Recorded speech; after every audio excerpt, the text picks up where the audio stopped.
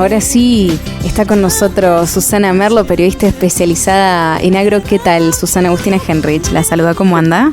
¿Qué tal? Muy bien, gracias. Me alegro mucho. Buen día, Susana. Baltasar Schubert la saluda. Gracias por esta entrevista.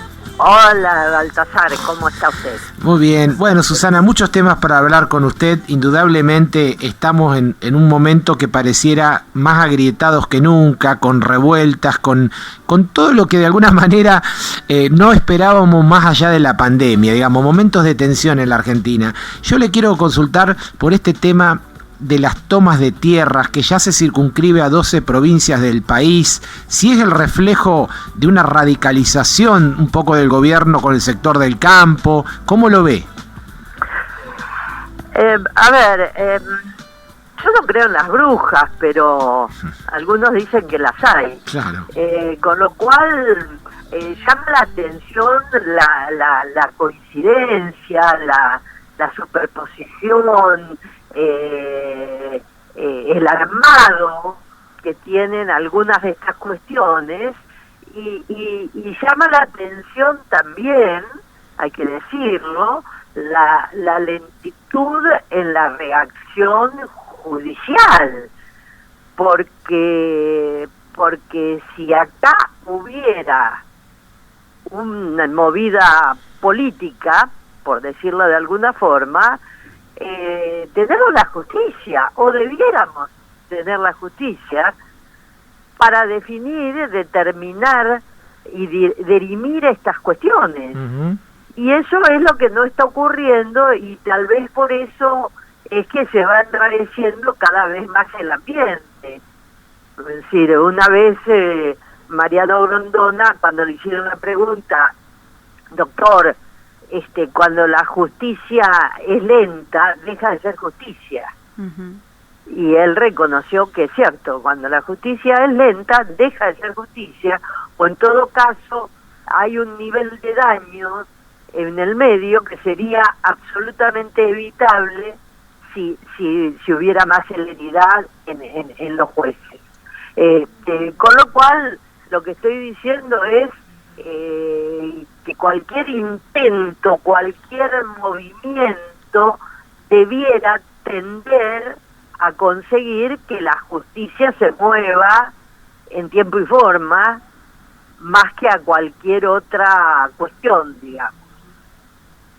Sí, yo justamente pensaba en eso ayer, ¿no? Que se está como... Escuchaba también en televisión que decían, ¿no? Que Alberto Fernández no se está pronunciando al respecto de todo lo que está pasando. Es una cosa rarísima, como decía Baltasar, son 12 provincias, es más o menos la mitad del país con una situación de este tipo. Y el tema de la propiedad privada, que bueno, ahora se está viendo el tema de los countries también, ¿no? Pero es como tocarle la oreja a la gente, ya es increíble.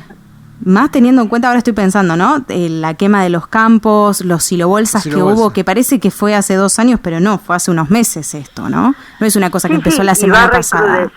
Va a recrudecer uh-huh. Porque ahora anoche hubo también en Córdoba y creo que cerca de San Francisco, sí. En Córdoba también unos daños inusitados a un establecimiento, creo que es Cambero, con destrucción de una cantidad de silobolsa uh-huh. infrecuente, porque también está esto, sí, puede haber un movimiento en alguna medida articulado, pero también hay mucho de espontaneidad al difundirse, al cobrar tanta relevancia algunos temas, hay mucho efecto contagio simultáneamente. Como la justicia tarda, no se dirime y no hay sanciones y no hay penalizaciones, nunca termina de saberse cuánto puede haber habido de articulado y cuánto hay de espontáneo.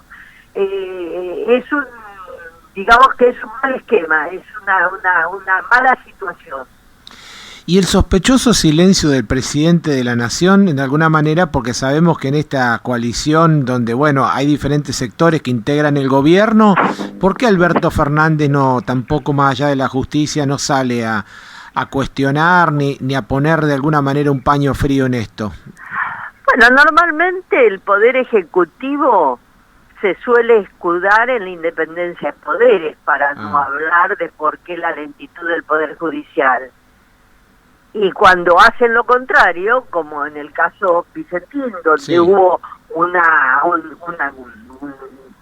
digamos, una injerencia directa dentro de otro poder, ahí es donde se calla la boca. Claro. Yo digo, nosotros tenemos Guernica hace, ¿cuánto? Un mes y medio, 2 meses, que está el tema Guernica dando vueltas, y no hay definición. Es una situación rara, es una situación indeseable, es una situación no conducente, y es algo que, digo, desde el punto de vista de la República y de la democracia, sería muy, muy aconsejable que las máximas autoridades del país actuaran, y cuando hablo de las máximas autoridades, hablo de la Corte Suprema, hablo del Poder Ejecutivo, hablo del Poder Legislativo y sus máximas autoridades, o sea, el doctor Massa y la doctora abogada Cristina Fernández, ¿no es cierto? Pero lamentablemente eso no se da, y eso lleva a las reacciones por ahí un poco anárquicas de la gente, y bueno, es lo que hay, como dicen los chicos, lamentable, pero es lo que hay, y lo peor que puede pasar es la indiferencia, o sea, ser indiferente en la defensa de los derechos, constitucionales que ha entronizado nuestra Constitución. Tal cual. Y esto que justamente hablábamos, que parece un poco la frutilla del postre, me parece que tampoco viene en este momento muy bien, el llamado impuesto aporte solidario, que supuestamente sería sobre el patrimonio una única vez, que además se sumaría a bienes personales, en el medio sería como un plus sobre el impuesto a las riquezas. Yo me niego, primero, sí. Como dice Asís, mi distrito es la palabra, con lo cual me niego a llamar solidaria a una cosa que de prepo. Claro. Totalmente. O sea, yo no me voy a sumar al coro de la mala difusión, digo, si es de prepo no es solidario. Uh-huh. Primer tema. Segundo tema, yo creo que todo pasa por por la falta de autoridad y la falta de consenso. Es decir, se pide solidaridad, entre comillas, a los sectores productivos que ya se los está ahogando con un nivel de presión impositiva y demás que es inaudito, pero no se achica el gasto público. Recién lo estaba escuchando al profesor de Pablo, uh-huh, que dice, Argentina tiene los derechos adquiridos, la suma de los derechos adquiridos por bienestar social, por condición, por lo que fuere, es 4 veces el PBI de la Argentina. Es insostenible. Es insostenible. ¿Qué vamos a hacer ante eso? Si no se achica el nivel de lo que gasta, aporta, pone y demás el Estado, es imposible sustentarlo con lo que aporta el sector privado. Claro, porque cada vez hay un sector privado más chico y un Estado más grande, o sea, desde ya que hay una gran disparidad, ¿cierto? Y la gente no da más con la presión tributaria. Bueno, hay 28 millones de personas, sí, que cobran por ventanilla del Estado. Claro, sí. ¿No es cierto? 23 son 24. Sí, sí. Y creo que no llegamos a 8 millones en total, uh-huh, sí, los que aportamos y pagamos impuestos. Claro. Que en definitiva somos ese Estado.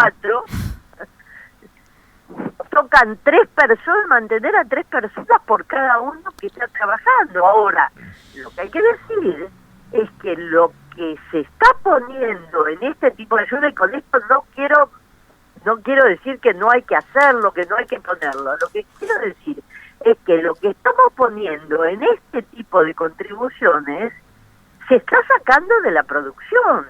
O sea, se produce menos. Si se produce menos, la torta cada vez se achica más, no se agranda más. Entonces hay que poner muchísima conciencia y muchísimo trabajo en serio en ver cómo se está gastando, a quién se está ayudando y si ese tipo de ayuda está llegando a donde tiene que llegar.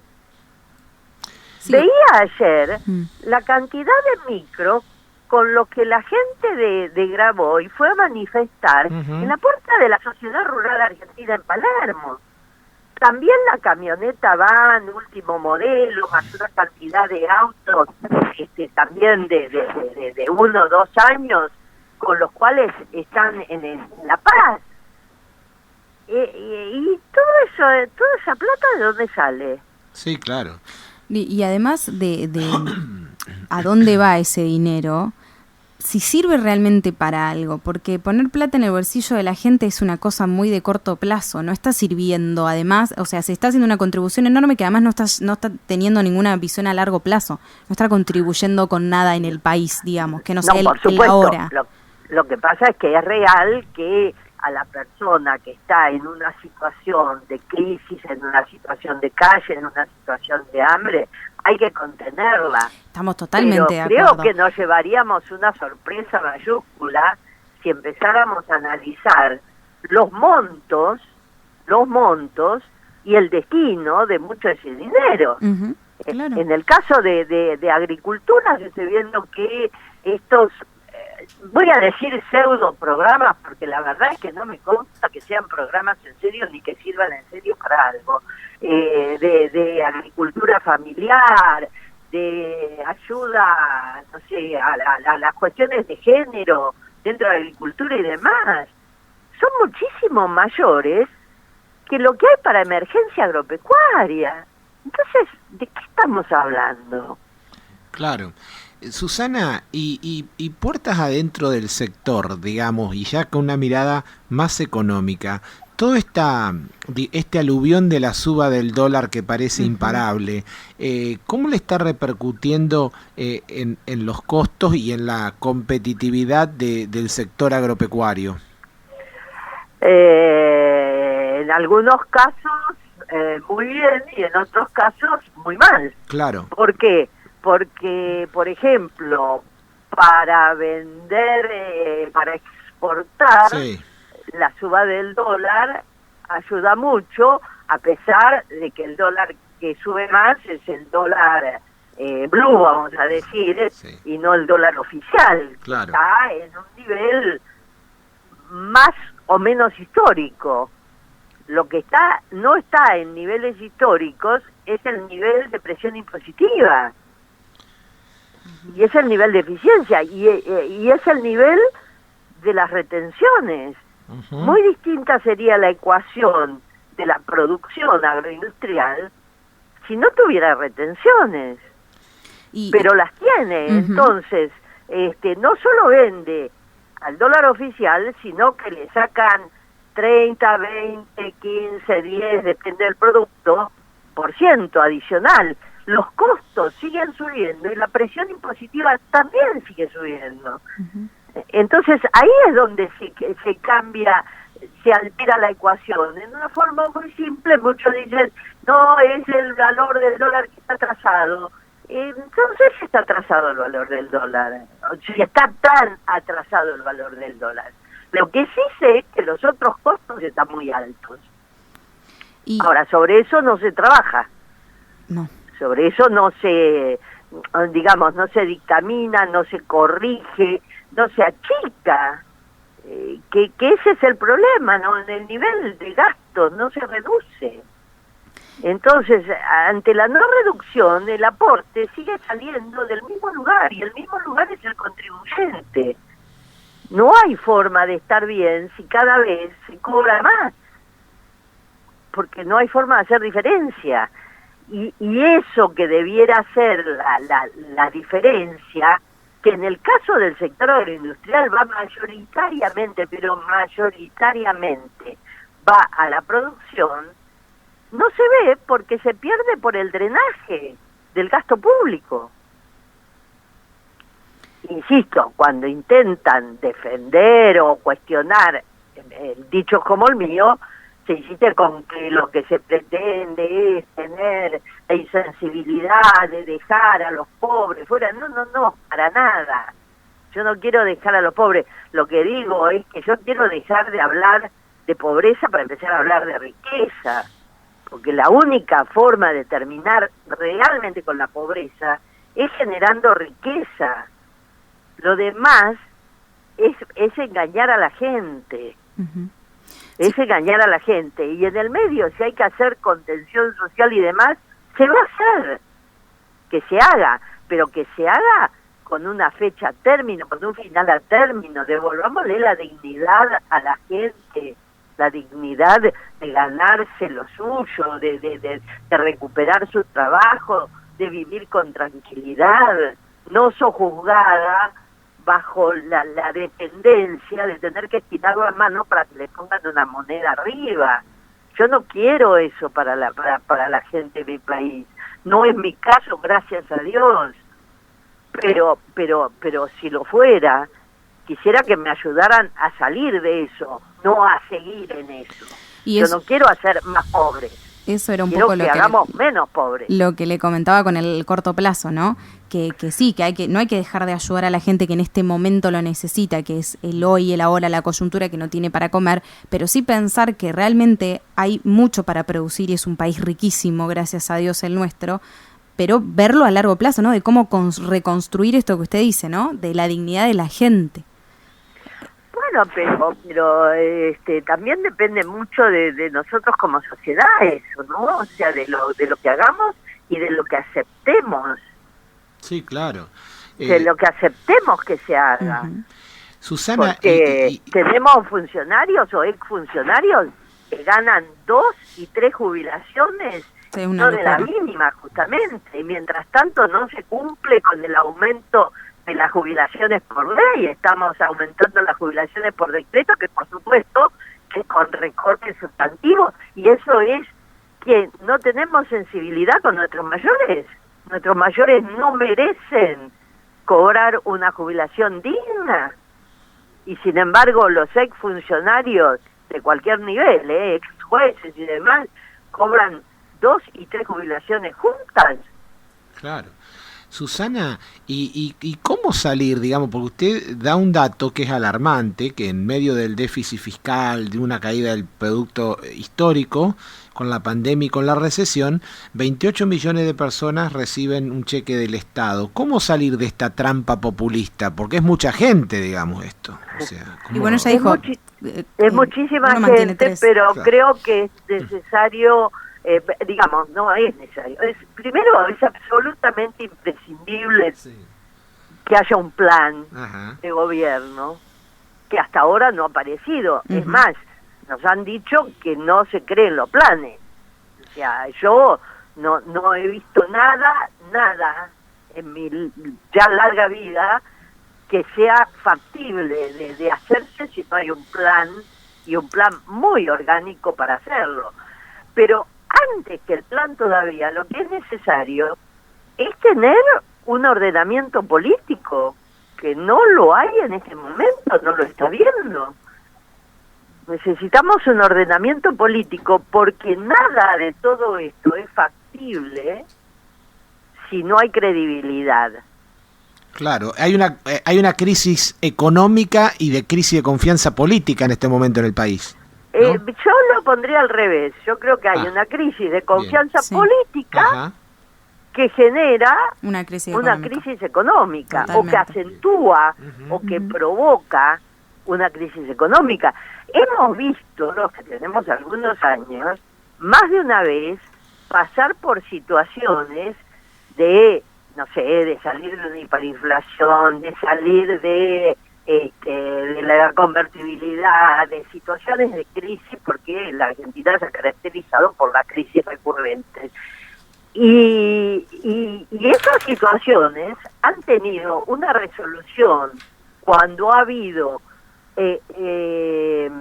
credibilidad a nivel político, a nivel de quién la llevaba adelante, y una resolución muy distinta cuando no ha habido credibilidad. Entonces, creo que ese es el gran punto. Lo que sí yo no pondría adelante el tema político. Para mí, adelante está el tema económico. Quiero decir al revés. Sí. No está el tema económico adelante, sino el tema político. Uh-huh. Sí. Es la política la que comanda.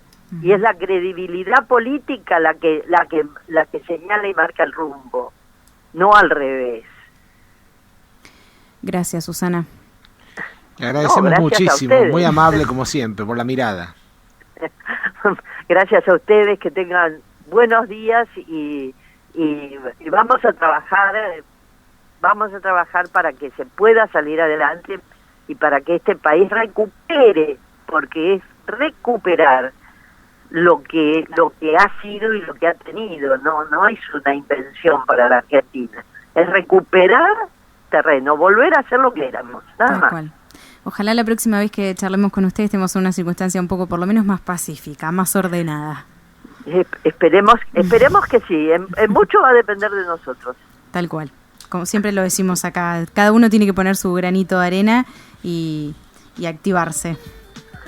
Sí, pero el cuestionamiento y la sanción social no son una cosa para despreciar. No, totalmente. Totalmente. Gracias, Susana, que siga muy bien, ¿eh? Gracias a ustedes. Buenos Hasta días. La próxima. Hasta la próxima. Hablábamos con Susana Merlo, periodista especializada en el agro, y nos decían lo que nos dicen profesionales de todos los ámbitos. Hay falta de credibilidad. Lo dicen desde la economía, desde la salud, desde la psicología, desde el campo. Hay falta de credibilidad y ella dice, la política rige todo el resto. O sea, que si hay problemas económicos, primero son problemas políticos, ¿no? Sí, tal cual. Y siempre antes de una decisión económica hay una decisión política. Hay toda una cuestión puertas adentro del frente de todo de una discusión, ahora con la carta de Cristina Alberto, con la crítica a los empresarios. O sea, está enrarecido el clima político y económico en el país. Falta un año y gran interrogante, el gobierno estudia si se van a hacer o no las PASO, una pandemia que se recrudece. O sea, es como que son muchos frentes abiertos para una sociedad que necesita respuestas urgentes, donde la disparada del dólar en una cultura bimonetaria como la nuestra, que ganamos en pesos pero pensamos en dólar, nos hace ruido. Muchos tenemos presente lo que fue los periodos de crisis institucional y bueno, en ese sentido el interior que está tomando temperatura, o sea, realmente necesitamos consensos y repensar la etapa que viene, y eso me parece que más allá de la posición que tenga la oposición, es un deber y una potestad del oficialismo dar respuestas con respecto a este tema. El gobierno no quiere cambiar funcionarios que parecen estar muy desgastados. La propia Kirchner hizo una mirada sobre hay que funcionarios que no funcionan. Es decir, estamos en un tiempo, como dicen algunos, disruptivo, pero muy importante, porque las consecuencias de la pospandemia claramente van a ser brutales. Ya se está viendo esto.